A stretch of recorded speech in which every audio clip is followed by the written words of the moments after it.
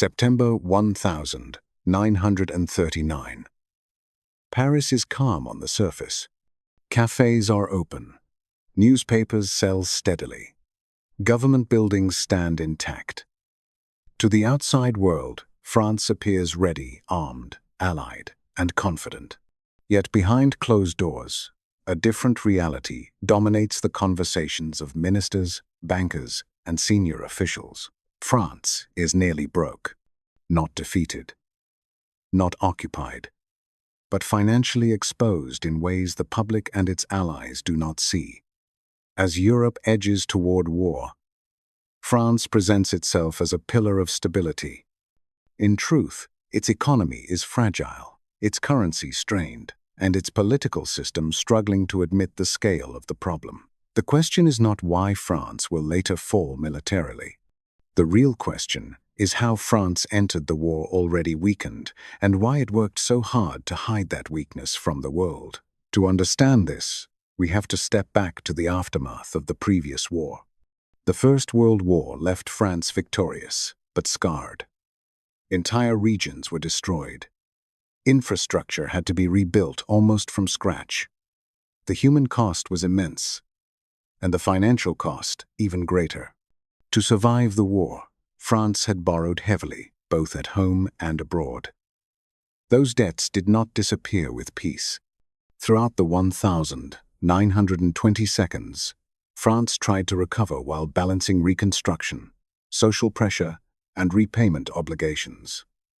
At times, it succeeded. Industrial output returned. Confidence rose.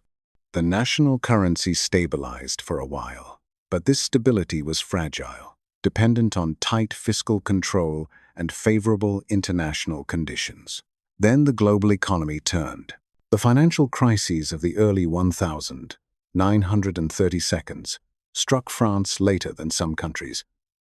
But when they arrived, they hit deeply. Trade declined. Investment slowed. Tax revenues fell.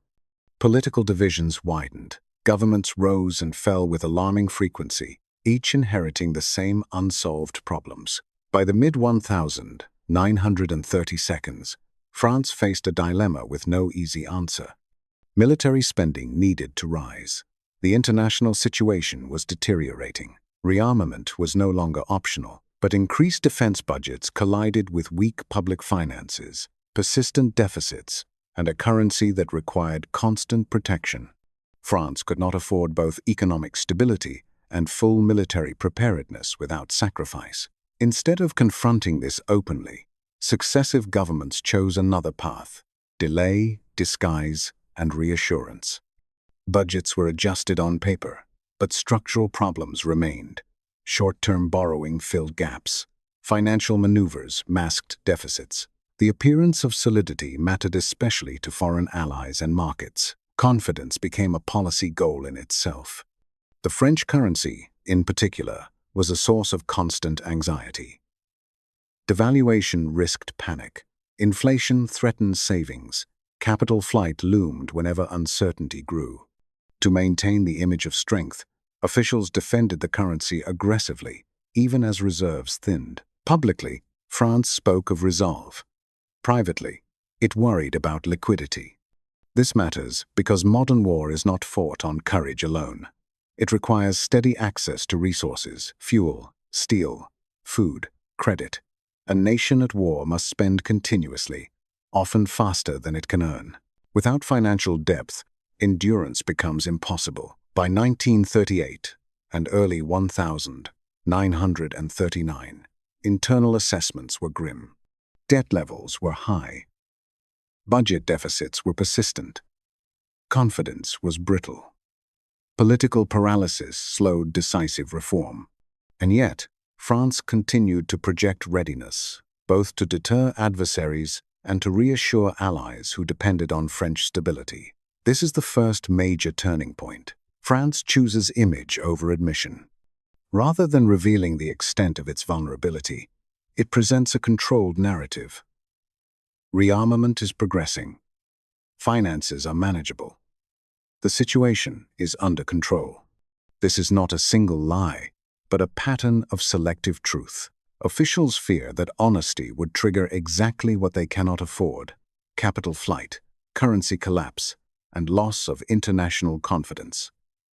Silence becomes strategy. By the summer of 1939, France enters a dangerous position. It is committed to confrontation, bound by alliances, and publicly confident, but economically, it lacks the margin of error required for prolonged war. This hidden weakness will shape everything that follows, because when war finally comes, France will not only be tested on the battlefield, it will be tested in its treasury, its banks, and its ability to sustain effort under pressure.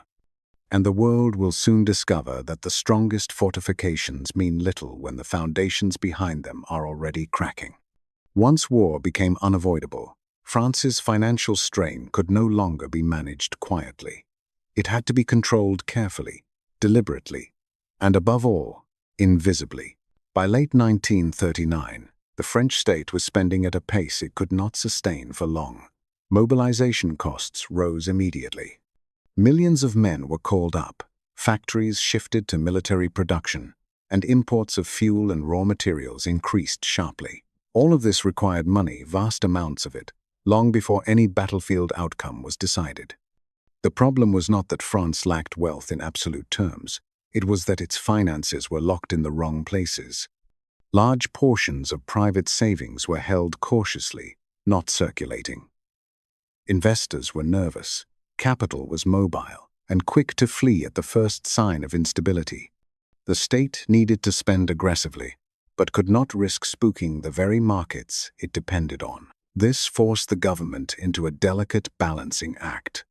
On one side was the need to reassure the public and foreign partners that France was economically solid. On the other was the reality that emergency measures were already being used to keep the system functioning. Controls were introduced quietly, regulations tightened, information was managed. Currency stability became an obsession. The French currency was defended as a symbol of national credibility. Officials feared that any visible weakness would trigger panic not just at home, but internationally. A collapse in confidence would make borrowing impossible and imports prohibitively expensive. So the truth was softened. Official statements emphasized order and readiness. Budget shortfalls were explained as temporary. Extraordinary spending was framed as manageable. Behind the scenes, however, reserves were drawn down and emergency financing expanded. Foreign confidence mattered even more. France depended on continued access to overseas supplies. That meant maintaining the trust of international lenders and allied governments. Any hint that France was financially overstretched could weaken its diplomatic position at the very moment unity was essential. As a result, financial transparency became a liability. Decisions that might normally provoke public debate were taken quietly. Parliamentary oversight was reduced in the name of urgency. Complex financial instruments obscured the true scale of obligations. The appearance of solvency was preserved, even as the margin for error disappeared. This secrecy had consequences. By insulating the public from reality, the state limited its own room to maneuver. Difficult reforms were postponed. Structural weaknesses deepened. The political system, already fragmented, avoided confrontation with economic truth. Meanwhile, the costs of war continued to rise. Industry struggled to adapt quickly. Production targets slipped. Imports drained currency reserves faster than expected. The financial strain that had been hidden now intensified, even as official narratives remained unchanged. Pressure mounted from all sides. Military planners demanded more resources. Financial officials urged caution. Political leaders tried to hold the line between them, aware that admitting weakness could trigger exactly the collapse they feared. This tension produced a dangerous illusion. France appeared stable because it had not yet failed, but stability was being maintained through control rather than strength. Emergency measures replaced long-term planning. Confidence was manufactured, not earned. The gap between appearance and reality widened. Allies assumed France could endure. Markets assumed the state knew what it was doing. Citizens were told sacrifices would be limited. None of these assumptions rested on solid ground. By early 1940, the system was stretched thin. France was still standing. Its armies were deployed. Its currency held. Its government functioned. But beneath that surface, the financial foundations were eroding rapidly. This was the escalation phase, the moment when concealment became dependence. Because once a state relies on secrecy to function, it loses the ability to adapt openly. Every new problem must be hidden. Every delay must be explained away. Every warning becomes a threat to confidence. France had not collapsed, but it had trapped itself. And when the next shock arrived, there would be no room left to absorb it financially, politically, or psychologically. The lie had become structural, and structures built on denial rarely survive stress. The breaking point did not arrive with a single dramatic announcement. It arrived quietly through exhaustion. By the spring of 1940, France's financial system was no longer being managed. It was being held together. Emergency measures introduced months earlier had become permanent by default.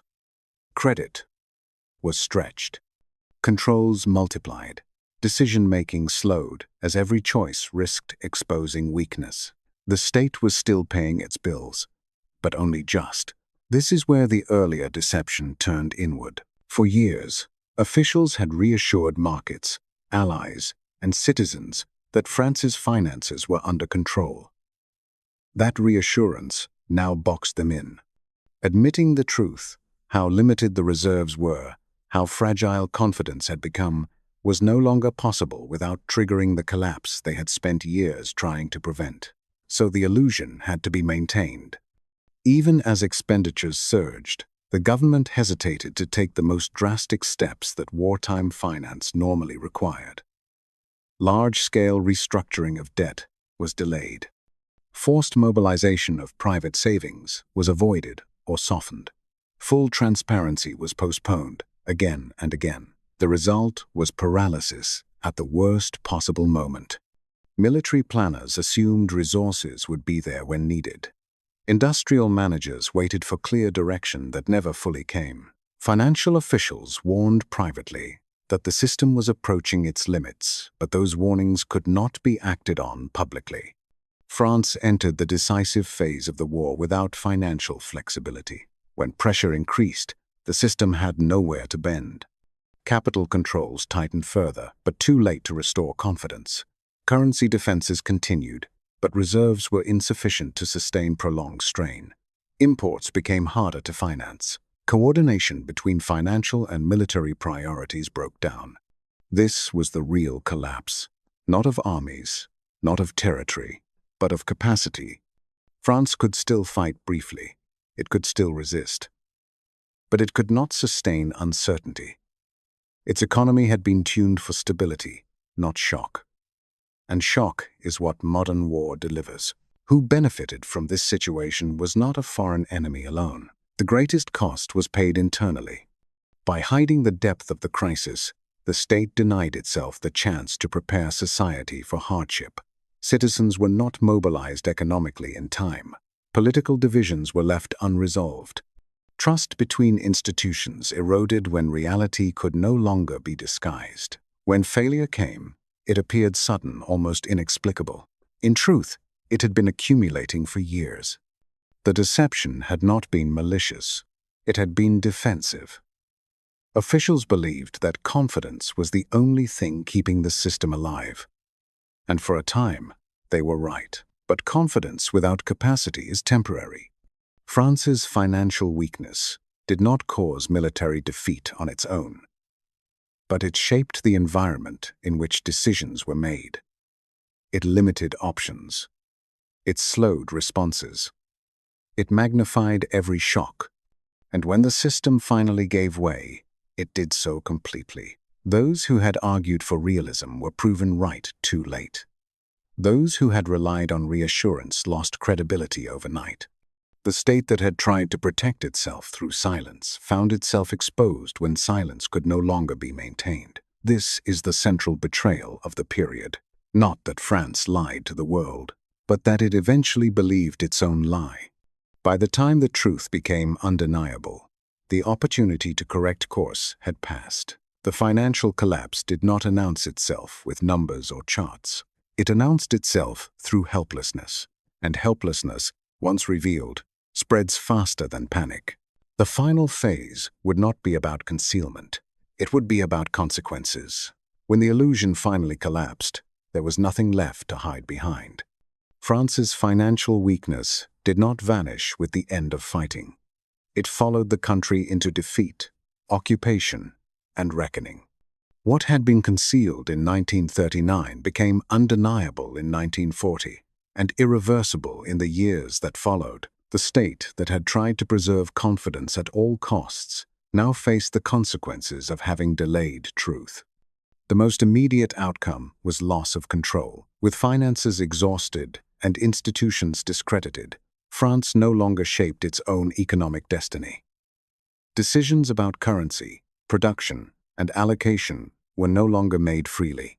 What had once been managed quietly was now dictated by circumstance. The deeper impact, however, was psychological. For years, citizens had been told that France was prepared, stable, resilient. When reality broke through that narrative, trust shattered. The gap between what had been promised and what was experienced created a sense of betrayal that lingered long after the crisis itself. This mattered because national endurance depends on belief. Economic sacrifice can be sustained when people understand why it is necessary. It collapses when hardship arrives without explanation. France's leadership had feared panic if the truth were revealed. Instead, panic arrived later, stronger, sharper, and harder to contain. In the long term, the episode reshaped how France approached power. After the war, economic policy was no longer based on appearances. The memory of hidden weakness haunted decision-makers. Financial transparency became a priority, not out of idealism, but out of necessity. The cost of denial had been proven too high. Internationally, the lesson was equally clear. Allies learned that military strength could not be separated from economic depth. Appearances mattered, but they were not enough. Credibility built on silence was fragile. Once broken, it could not be easily repaired. France rebuilt again, this time under very different conditions. But the story of 1939 remained a warning embedded in institutional memory. It demonstrated how easily states confuse confidence with capacity, how tempting it is to protect stability by hiding vulnerability, and how dangerous that choice becomes under pressure. This is why the story matters beyond its moment. Modern power is not only about armies or alliances. It is about resilience, financial, political, and psychological. A state that cannot sustain truth cannot sustain crisis. France was not unique in facing economic fragility before war. Many nations do. What made this case decisive was the choice to deny rather than confront it. The lie was not a single statement. It was a strategy that worked briefly and then failed completely. By the time France could no longer maintain the illusion, it had already lost the ability to adapt.